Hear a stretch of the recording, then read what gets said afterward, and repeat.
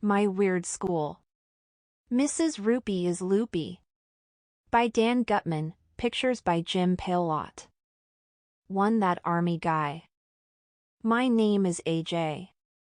And I hate school. If you ask me, they shouldn't teach kids how to read and write in school. They shouldn't teach math. They should teach kids how to do tricks on their bikes. That's what I want to learn.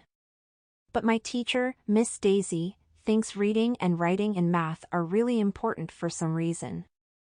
Miss Daisy told us to write a story for homework and draw a picture to go with it. We read the stories out loud the next day in class. Andrea Young, who thinks she knows everything, made up a story about a family of flowers who were sad because it was cloudy outside. Then the sun came out and the flowers got happy again. It was a really dumb story, if you ask me. Flowers aren't happy or sad. They just sit there and do nothing. They don't even have families. But Miss Daisy kept telling Andrea how great the story was. My story was about these giant man-eating monsters fighting on trick bikes in outer space until they were all dead. I drew cool pictures to go with it. Emily, this girl with red hair, said my story was scary. But Emily thinks everything is scary. Miss Daisy said I had a good imagination, but she asked me if next time I could try to write a story that didn't have so much violence in it. What's violent about giant man-eating monsters fighting on trick bikes in outer space? I asked. Everybody laughed even though I didn't say anything funny. Andrea said maybe I could have the man-eating monsters make up at the end of the story and tell each other they were sorry. Monsters don't apologize. I said. Everybody knows that. Andrea doesn't know anything about monsters. We were arguing about it when all of a sudden some funny-looking guy marched into our classroom. He was all dressed up in a fancy army uniform. He had a white wig on his head and a sword in his hand. To be prepared for war is the best way to keep the peace, the army guy said. Then he marched out of the classroom. Who was that? Asked my friend Michael, who never ties his shoes no matter how many times he trips over the laces. Beats me, I said. Was that Principal Klutz? Asked my other friend Ryan, who sits next to me in the third row. I don't know who it was, Miss Daisy said, but he is heading for the library. We'd better go check it out. Okay, second graders. Single file. To the librarian. Michael was the line leader. Andrea was the door holder. We went to the library, which is brand new and didn't even exist last year when we were in first grade. They built it over the summer to replace the junky old library we used to have. A library is the part in the school where they have hundreds of books that you can bring home with you. You don't even have to pay for them. And it's not even illegal. The only problem is you have to bring the books back after you're done reading them. My friend Billy around the corner, who was in second grade last year, told me that if you don't bring back your library books on time, the librarian locks you in a dungeon under the school. I'm not sure I believe him. Our new librarian is Mrs. Roopy, Miss Daisy told us as we lined up in the hallway outside the library. Everybody be on your best behavior so you'll make a good impression on her. I'm always on my best behavior, said Andrea Young. She made a big dopey smile at Miss Daisy. Andrea is so annoying. If somebody told her to be on her worst behavior, she wouldn't know what to do. When we went into the new library, we were shocked. Right in the middle of the room was a giant tree. It had a big tree house at the top near the ceiling and a ladder going up to it. What's with the tree? I asked. Beats me, said Ryan. How do you think they got it into the library? Maybe it just grew in here over the summer, guessed Michael. Trees don't grow in libraries, said Andrea, as if she knows anything about trees. They must have built it, said Emily. You don't build trees, dumbhead, I told Emily, and she looked all hurt like she was going to cry. The tree was really cool. Some of us started to climb it, but Miss Daisy said we had to get off because it was time for library period to start. Where's the new librarian? Ryan asked. We were all looking around, but we didn't see Mrs. Roopy anywhere. Then, suddenly, that army guy with the wig poked his head out of the tree house. He came down the ladder. I think it was a he, anyway. He looked a little like a lady dressed like an army guy. When he got to the bottom, the army guy with the wig stood all straight and proud at attention. He gave us a salute. Are you Mrs. Roopy? I asked. Certainly not, the army guy said. My name is George Washington. I am the first president of the United States and father of our country. 3 George Washington's teeth. I'm no dumbhead. My mom told me that George Washington had wooden teeth. So this army guy with the wig couldn't be George Washington unless he had wooden teeth. If you're really George Washington, let's see your teeth, I said. The army guy with the wig reached into his pocket and pulled out a set of teeth. Then he wound a little thing on it and the teeth started chattering up and down in his hand. Emily took one look at the teeth and ran out of the room crying. That girl cries at anything. Wow. I said. Maybe he is George Washington. Those teeth are cool. I wish I had wooden teeth. You can't fool me, Andrea Young said. You're not George Washington. You're Mrs. Roopy, the new librarian, dressed up to look like George Washington. You're supposed to read stories to us and help us use the computers. Computers? George Washington said, his forehead all wrinkly. I don't know what you're talking about, young lady. This is the year 1790. Computers haven't been invented yet.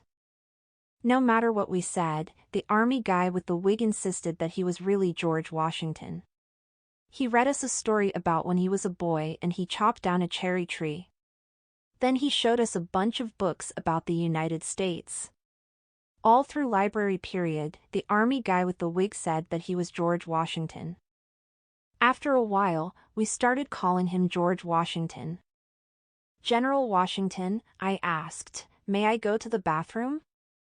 Everybody laughed even though I didn't say anything funny.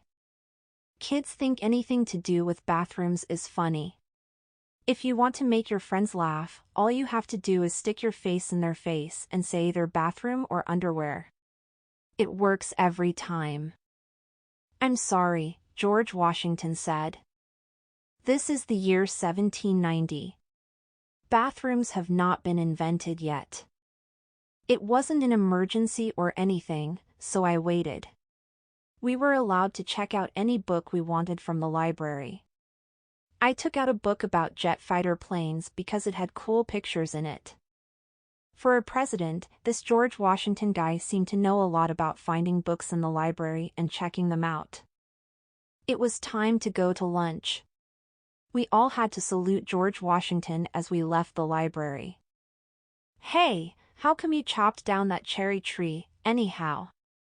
I asked him as we left the library.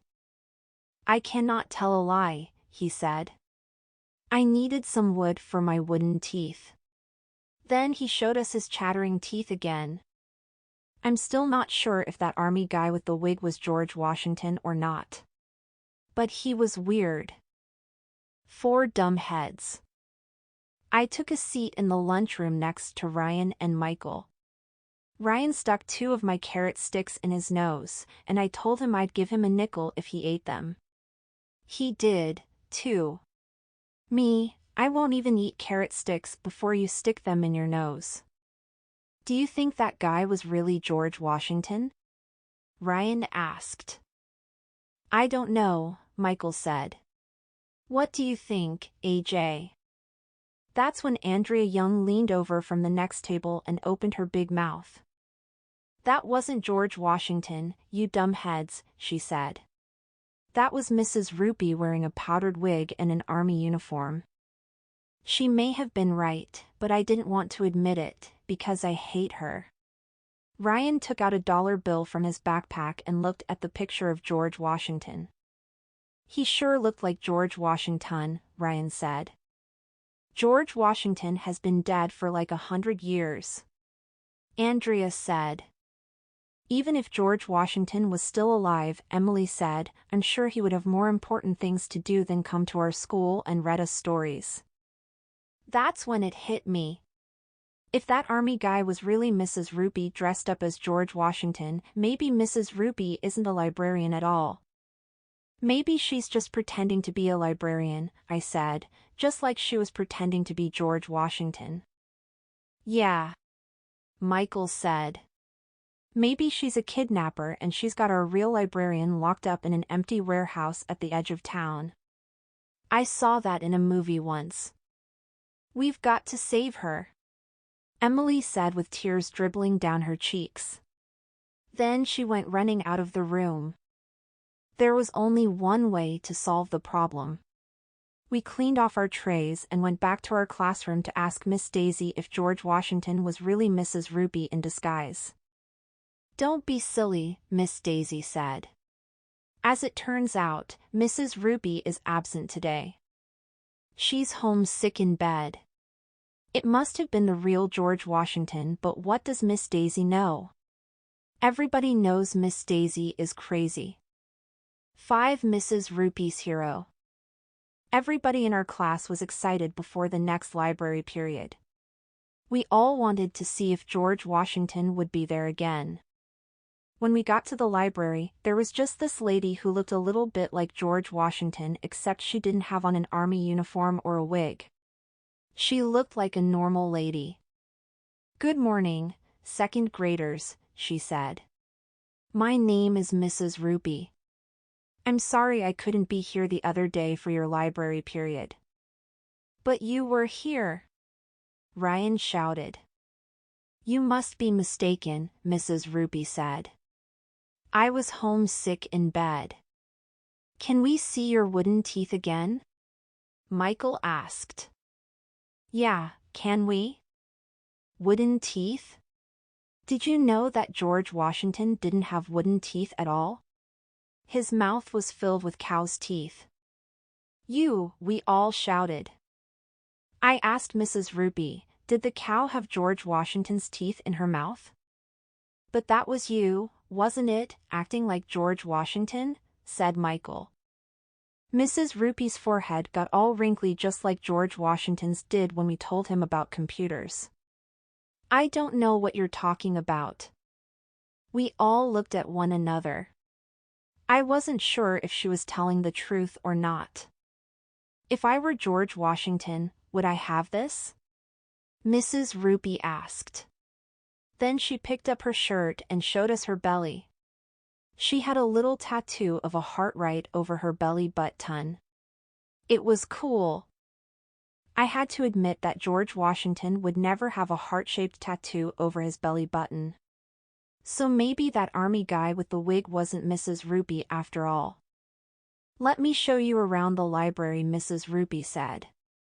Did you know that books can take you to places you have never been before? They help us explore our world. We have books here on just about every subject you can think of. This is the fiction section.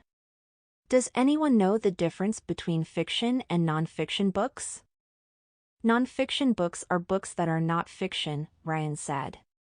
Because non means not, like non-fat milk has no fat in it. And nonsense has no sense in it, Michael added. That's true, Mrs. Roopy said, but there's a little more to it. A fiction is what you get when you rub two things together, I said. Everybody laughed even though I didn't say anything funny. That's friction, AJ. Andrea Young said.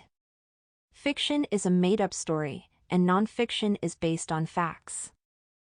That's correct, said Mrs. Roopy, and she smiled at Andrea. I wished Andrea would shut up. Oh, Who cares what the difference between fiction and nonfiction is? I said. All books are boring. Everybody went ooh, like I had said something really terrible. But everybody needs to know how to read, AJ, Mrs. Roopy said. Not me, I said. When I grow up, I'm going to be a trick bike rider because you don't have to know how to read to do tricks on a bike. Yeah, me too, said Michael and Ryan. We told Mrs. Roopy that every day after school, me and Michael and Ryan ride our bikes together. I learned how to ride a two-wheeler in kindergarten. Now I can do a bunny hop off a bump, and I know the names of all the famous trick bike riders. I have posters of them all over the walls of my room. Gee, I don't know much about bicycle tricks, AJ. Mrs. Roopy said. But I've got posters of my hero on my walls at home too. Who is your hero, Mrs. Roopy? Andrea asked. Melville Dewey. Melville whoey? I asked. Melville Dewey was a very famous librarian, Mrs. Roopy said, and her eyes got all bright and sparkly and excited. Librarians aren't famous, I said. Melville Dewey was, said Mrs. Roopy. He invented the number system we use to find books in the library. If it weren't for Melville Dewey, we would never be able to find anything. Wow. Andrea Young said, as if she was really interested in that boring stuff. So if you want to find books about insects, you go to number 595, Mrs. Roopy said. And if you want to find books about dinosaurs, you go to number 567. Libraries all over the world use the system that Melville Dewey invented. Today we call it the Dewey Decimal System. Did all the kids at his school make fun of him because his name was Melville? I asked. I know that if there was a kid named Melville in our school, we would make fun of him constantly. I don't know, Mrs. Roopy said. But would you like to hear a song I made up about Melville Dewey? Yeah, we all shouted. Listening to songs had to be better than reading books. Mrs. Roopy went into her office and came back with a guitar and one of those harmonica thingies you wear around your neck. She strummed a few chords to warm up. You may have heard a folktale about John Henry, the steel-driving man, Mrs. Roopy said. Well, this is the story of Melville Dewey, the book-sortin' man. And then she started to sing. When Melville Dewey was a little bitty baby, the first words he said himself were, I've got to get these books off the floor and put them on the shelf. Mrs. Roopy sang the whole song and played her guitar and harmonica, too. It was a pretty cool song. This Melville Dewey guy had a race with a computer to see who could sort books the fastest. Melville won the race, but right after he sorted the last book, he dropped dead right on the floor of the library. It was cool. At the end of the song, Andrea Young got up and gave Mrs. Roopy a standing ovation, so we all had to get up too. That's the saddest story I ever heard in my life, Emily said, wiping tears from her eyes. At the end of the period, Mrs. Roopy asked us if we had any questions about how to use the library. Is it true that if we don't return our library books on time you lock us in a dungeon under the school? I asked. Everybody laughed even though I didn't say anything funny. Don't be silly, Mrs. Roopy said. The dungeon is on the 3rd floor. I think she was telling a joke, but I'm not sure. 6 Johnny Applesauce. When we came into the library the next time, a guy with a long beard came down the ladder from the tree house, wearing blue jean overalls. He was carrying a shovel and a big sack. He had